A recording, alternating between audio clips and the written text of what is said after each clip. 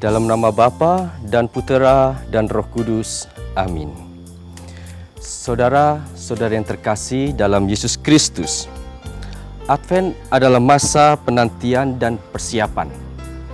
Kita menanti dan mempersiapkan diri kita bukan hanya kedatangan Yesus pada waktu Natal, tetapi juga kedatangan Yesus pada akhir zaman. Kita menantikan kedatangan Yesus, Sang Juru Selamat, bukan dengan hati yang sedih, bukan dengan ketakutan, bukan dengan keputusasaan, bukan dengan sikap pasif. Tetapi kita menantikan kedatangan Yesus dengan penuh semangat, dengan penuh harapan, dengan penuh sukacita. Saudara-saudara yang terkasih, bagaimana kita mengisi masa Advent ini? Bagaimana kita membuat masa Advent ini sebagai suatu masa di mana kita menanti dengan penuh persiapan diri? Apa yang perlu kita lakukan? Apa yang harus kita berbuat? Di dalam Injil hari ini, Yesus mengatakan, "Berjaga-jagalah, sebab kamu tidak tahu pada hari mana Tuhanmu datang." Yesus mengingatkan kita untuk senantiasa berjaga-jaga, tidak terlena seperti orang-orang zaman Nabi Nuh yang terlena dengan kehidupan dunia, dengan pesta pora, sehingga mereka tidak sadar akan kedatangan hari Tuhan. Saudara, kita diundang oleh Yesus untuk berjaga-jaga.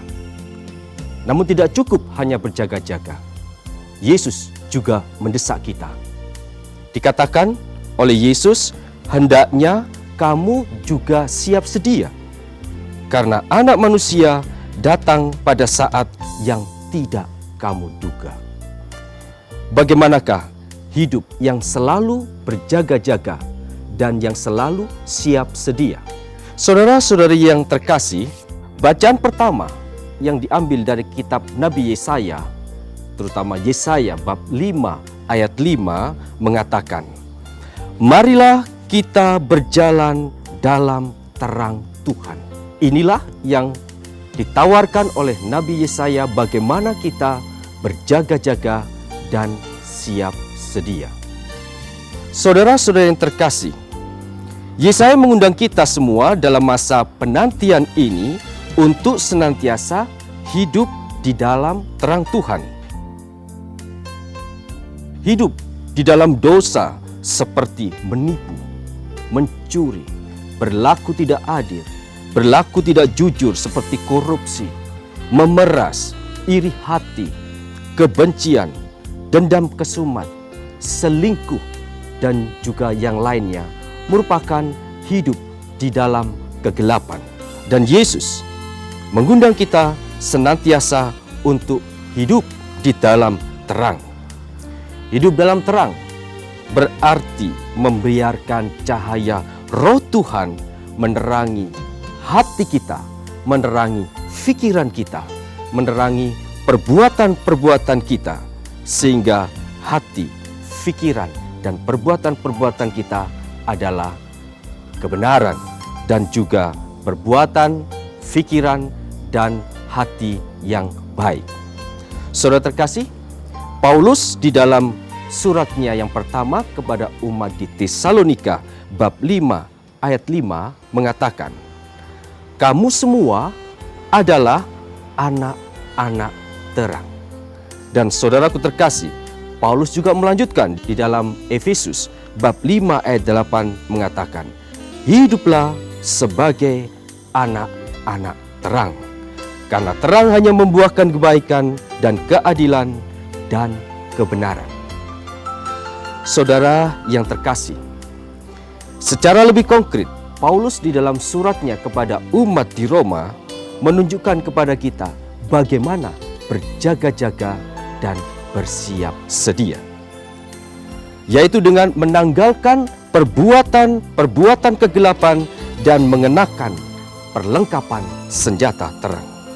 Menanggalkan perbuatan-perbuatan itu berarti kita meninggalkan hidup di dalam kemabukan, hidup di dalam pesta pora, hidup di dalam perselisihan dan iri hati, hawa nafsu, dan percabulan.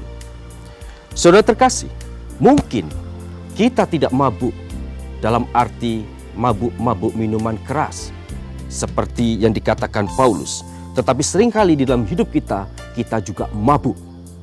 Mabuk di dalam pekerjaan, mengejar harta, uang, kedudukan, sehingga karena kita mabuk, kita tidak sadarkan diri.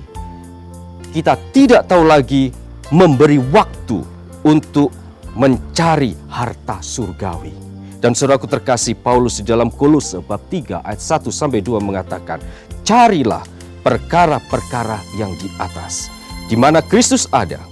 Pikirkanlah perkara-perkara yang di atas, bukan yang di bumi. Dan saudara-saudaraku terkasih, dunia modern yang lebih menonjolkan dan menghargai penampilan-penampilan yang luar, penampilan-penampilan yang artifisial, membuat kita juga mabuk di dalam merias diri, merawat tubuh dan wajah. Coba bayangkan, kita terlena dan lupa untuk merawat hidup rohani kita, untuk merawat orang-orang yang terlantar. Berapa banyak uang, berapa banyak waktu yang sudah kita habiskan untuk merawat diri, merawat tubuh. Dan berapa banyak waktu, berapa banyak uang kita sediakan untuk merawat yang rohani, untuk merawat orang-orang yang terlantar.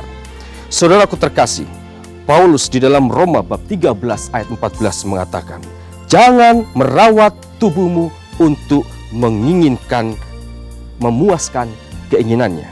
Dan akhirnya Petrus di dalam suratnya yang kedua bab 3 ayat 4 juga mengatakan, perhiasanmu ialah manusia batinia yang tersembunyi dengan perhiasan yang tidak binasa, yang berasal dari roh yang lemah lembut dan tentram dan yang sangat berharga.